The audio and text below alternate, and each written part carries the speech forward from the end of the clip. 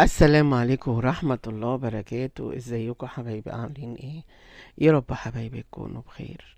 برج الثور حبايب قلبي، صفوا النية كده، تفعلوا بالخير تجدوه، طلعوا الطاقة السلبية، صلوا على الحبيب كمان استغفروا. طبعا حبايبي اللي أول مرة بيزوروا القناة ما تنسوش تعملوا اشتراك وشير ولايك للفيديو يا ولاد، وكومنتات، نصلي على الحبيب وكمان نستغفر. ولازم يكون عندنا يقين وثقة في الله وحده، انه لا يعلم الغيب إلا الله. لا إله إلا الله، لا إله إلا الله، لا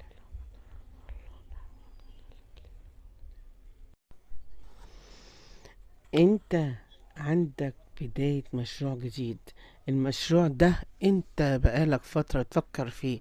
مش أنت لوحدك، مش أنت لوحدك، أنت وبعض الأشخاص. في كمان عندك صلح.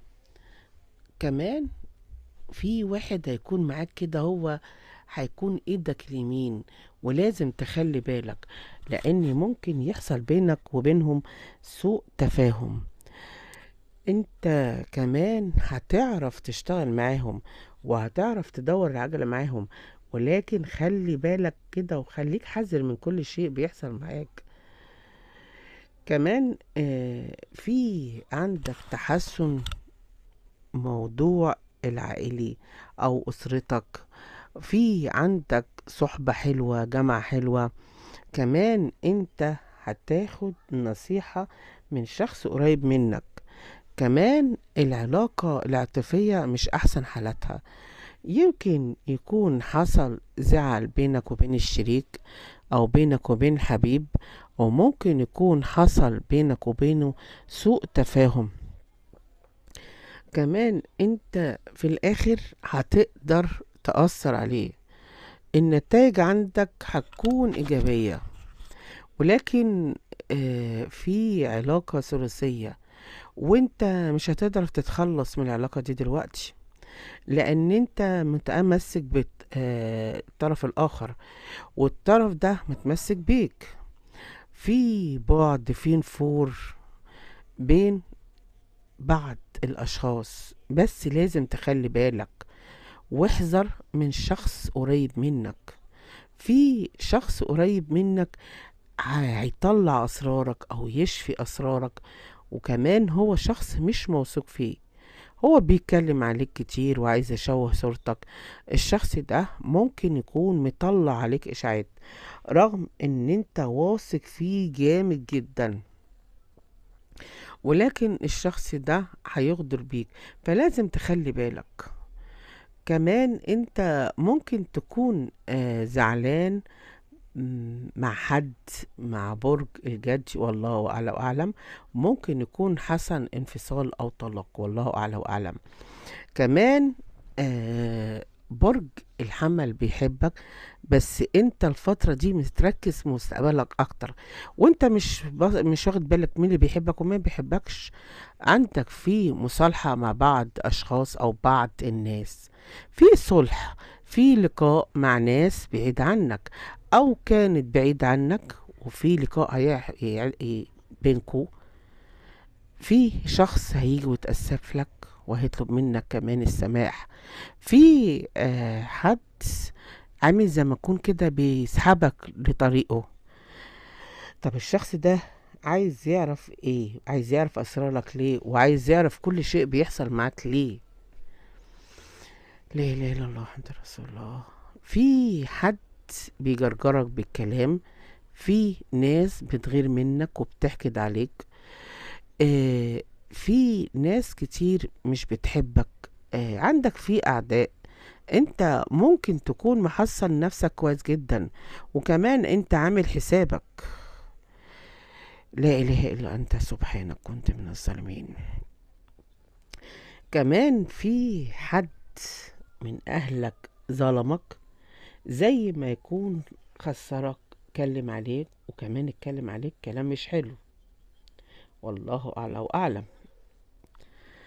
كمان في عندكو سفر خلال الفترة الجاية دي.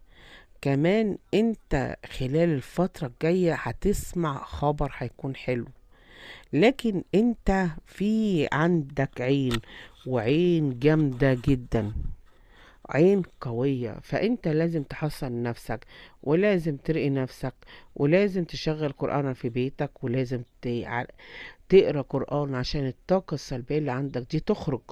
انت هتسمع خبر حلو. كمان الفترة الجاية دي انت هتسمع اكتر من خبرين، مش خبر واحد، ممكن يكونوا اتنين، والله اعلى واعلم. انت هتستقبل خلال الفترة الجاية حد في بيتك، هتحضر مناسبة حلوة، جامعة حلوة. كمان الفترة الجاية عندكم في خطوبة، زواج. كمان انت هتحضر اكتر مناسبة، وان شاء الله هتكون فيها الخير بإذن رب العالمين. اللهم امين يا رب العالمين. لا حول ولا قوة الا بالله العلي العظيم.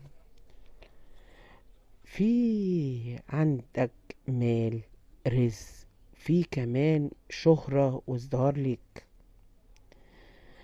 كمان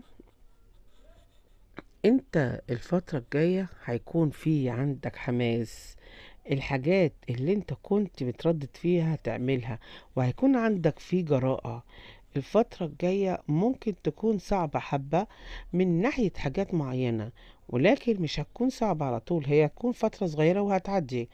الماديات عندك هتكون حلوة، والناحية العاطفية كمان الضغوط بتاعتها هتقل من عليك.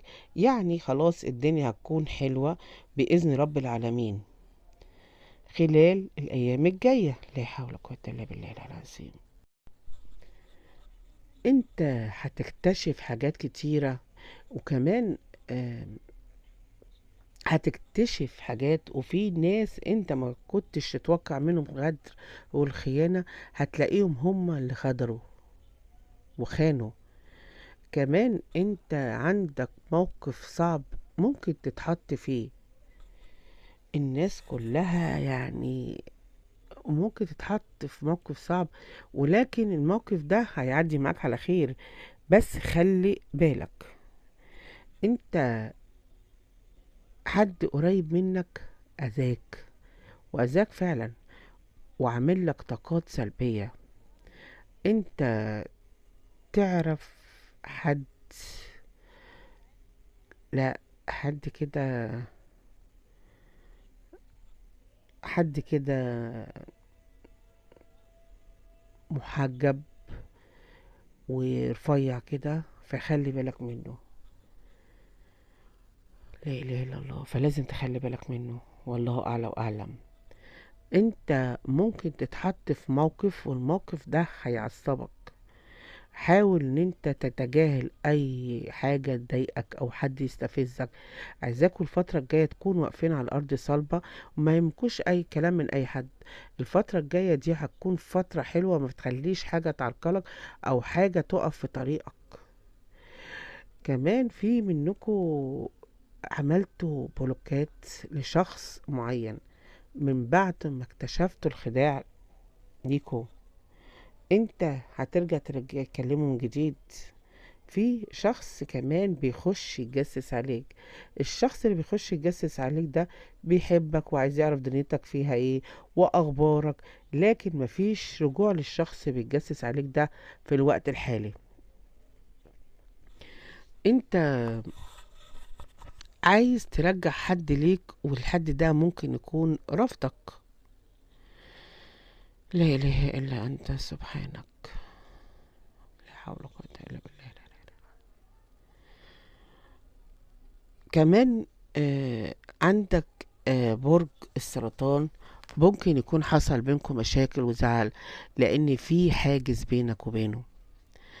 كمان انت عندك في تغيير جذري خلال الايام الجاية، وكمان في انسحاب لبعضكم، لانسحاب طرف ثالث، ممكن ينسحب او ممكن يبعد.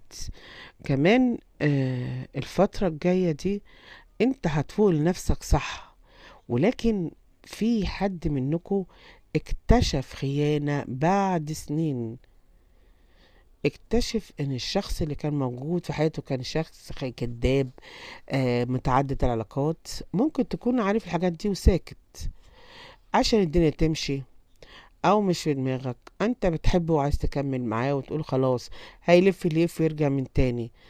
بس كان اكبر غلط، لانه اثر فيك واثر على نفسيتك، لان الشخص ده طلع كذاب، وكان شخص ظالم وظلمك انت. لو انت في غربة تعبان، لو انت ان انت في غربة، الناس كمان مش سايباك ومش حاسين انت قد ايه